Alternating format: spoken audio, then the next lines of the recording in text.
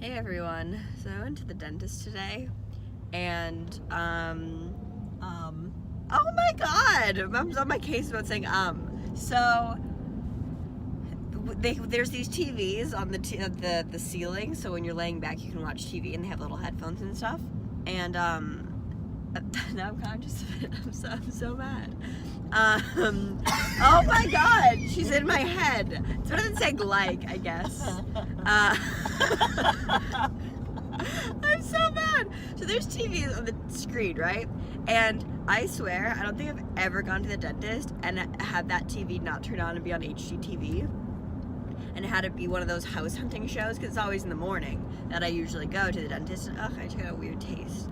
Residual like teeth cleaning stuff. That was gross. So anyway, I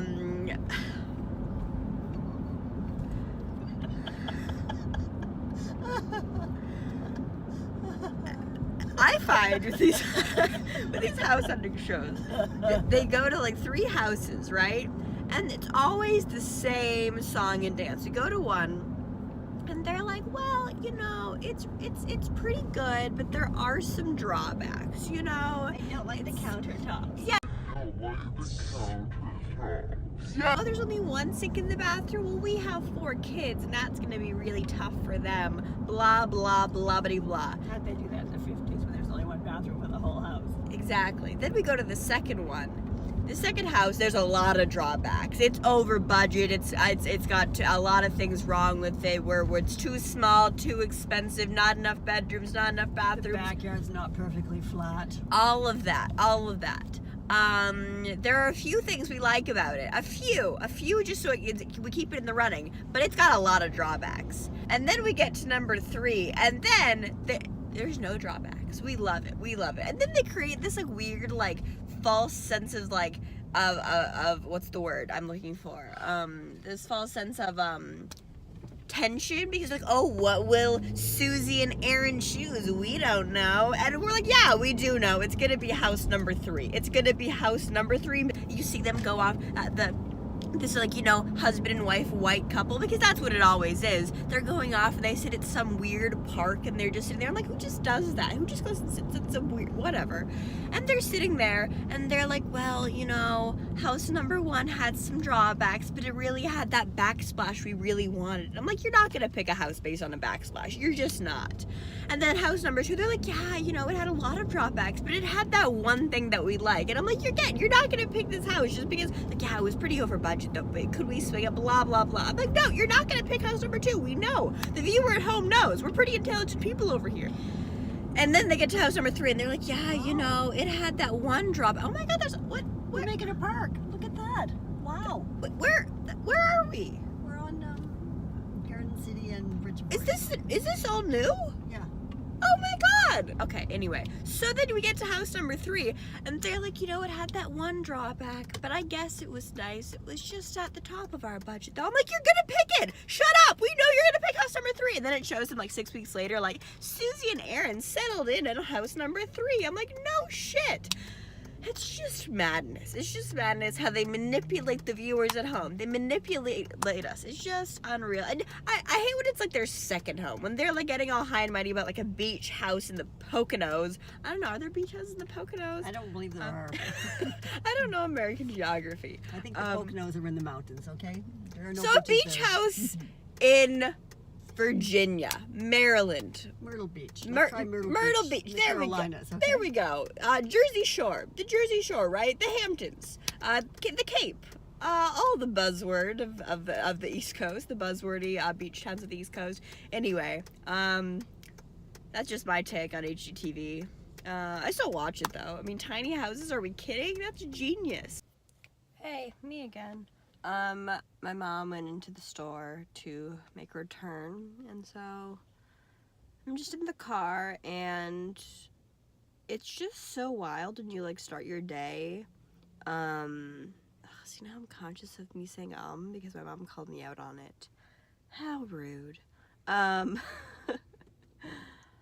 like, I had a dentist appointment this morning at 8:50, and so like, I'm up and like living my life, and it's like, what time is it? I need to Is it gonna let me look at the thing? It's 10:34, and Mom and I are out running errands, you know? And yesterday I was still in bed at 10:34. Was I? No, that's a lie, because I had a doctor's appointment yesterday. But typically in the summertime, or on days when I don't have morning class and things, yeah, I'd be asleep. And it feels good when you like start your day. Okay, so there's this part of Washington State that's like not connected to the rest of Washington State. It's like you can only access it by like going into Canada and then back around and then crossing the border again. And it's like, the reason it's American is like something to do with like the fact that like Vancouver Island like is like a little bit below the 49th parallel, and like I think Alaska has something to do with it too. I don't really know, but it's just insane because like people will ask me like, oh, how close are you to Washington State? I'm like, well, like kind of like 30 minutes, kind of like 10 minutes, because truly like the one part of Washington, like this little weird like peninsular part, is like 5 minutes from my high school, and it's just insane. And like really like the majority of like the economy of the town is like Canadians coming down to get gas because it's so much cheaper here. And it's just so weird how borders work, because really this is like a Canadian town, but because it's American, it's so inconvenient for Americans to live here, because like if they have to work, they either have to like have a job here, but there's really like nothing but like a grocery store and a couple gas stations and like a couple restaurants here. You have to like cross 2 borders to get to like the rest of Washington. And so really it's like a lot of Canadians with green cards who live here. But it's just insane how politics and borders work. But fun fact, I'm pretty sure John Tortorella lived here when he coached the Canucks briefly. That ill-fated season that he did. Yeah, that's just a little fun little Pacific Northwest geography lesson for ya. Point Roberts. It's great for gas though, because gas is way cheaper here. And the border guards are always like, what are you going for? And you're like, gas. You're like, okay, great, have a good one. Okay, another story. So one time my mom, I guess they have like little hard candies in the little like payment place. It's like a little house that you pay in. It's not like a convenience store. It's not like a full convenience store. It's just like where you pay. Anyway, they have like, I guess like a little like thing where you can take hard candies. And one time my mom was like, here, have a hard candy. And I was like, okay, great. And I swallowed it by accident. I wasn't like, oh, this is like I should swallow this big cylindrical shaped thing. I was sorry, I'm 12. But I swallowed it on accident, and it was like lodged in my throat, and I was like choking, and I just had to wait for it to melt. I was fine, obviously, but I just wait for and it was also cinnamon flavor, so it wasn't even a good flavor. And I just had to wait for it to melt, and it was really traumatizing. I'm just telling the people about that time that I swallowed that cinnamon candy whole that you got for me here. It's funny, I thought about that when I was in there looking at the candy dish. It went through my mind that I should take Rachel a candy. I thought, no, I guess I won't. She's scarred from life from that experience. It's crazy how memory works like that. But yeah, that's story time. Maybe I should make story time a segment this summer.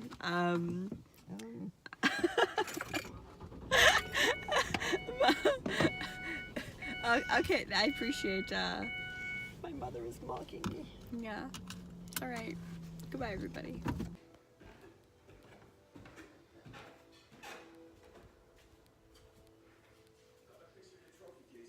Happy birthday, Shelby. Thank you so much. It's been so long since I'm glad that I was in it.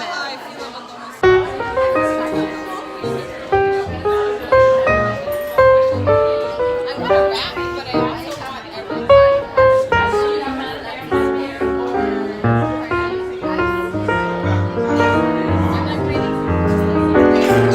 Bless you so much. Are you walking? You're sneezing. Well, I mean, hey.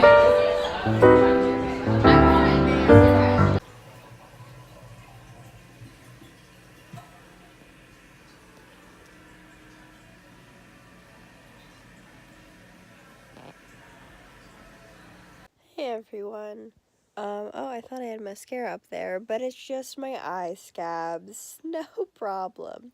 So, I put on some fake tan the other night. Oh, this eyebrow is significantly bigger than this eyebrow. Um, they look good on their own, respectively. Sisters, not twins, right? Maybe even cousins. I put on fake tan the other night, to, I don't know, for fun. And so, gonna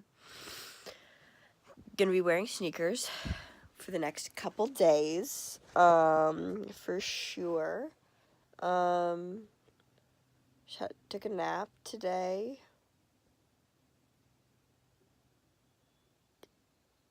Went to White Spot. Got a blueberry shake. It was very good. Now feeling very interesting digestively because that's all I've eaten today.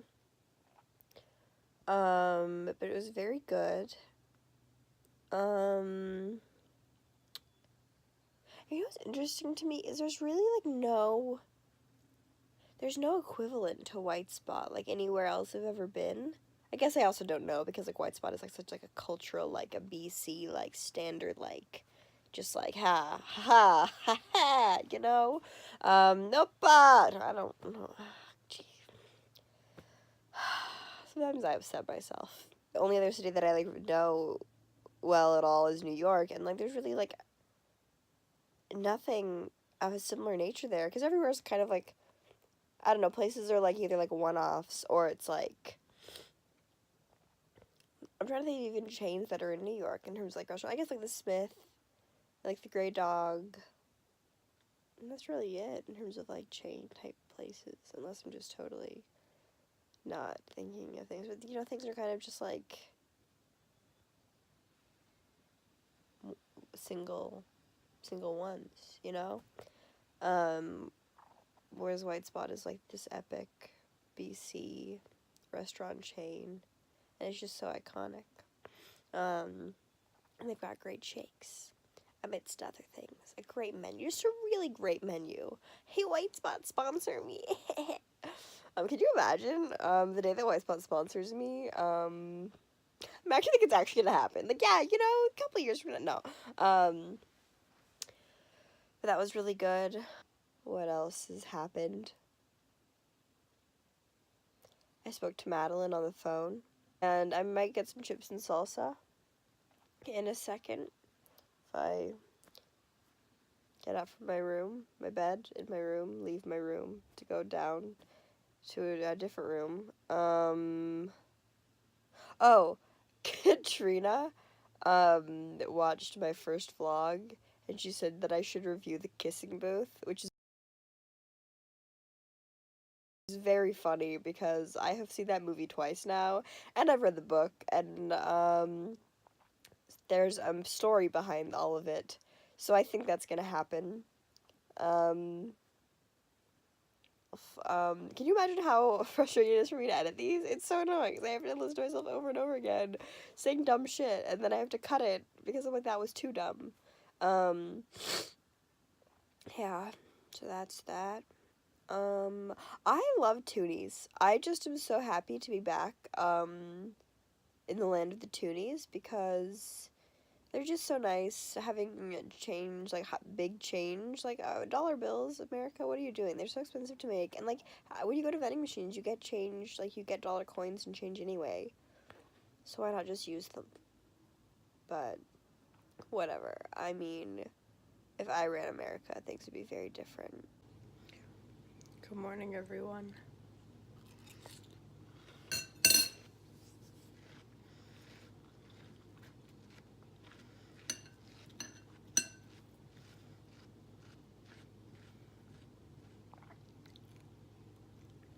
Hey, I'm about to say potentially the most pompous, snobby, elite New York theater thing that I've ever said, but I'm just gonna say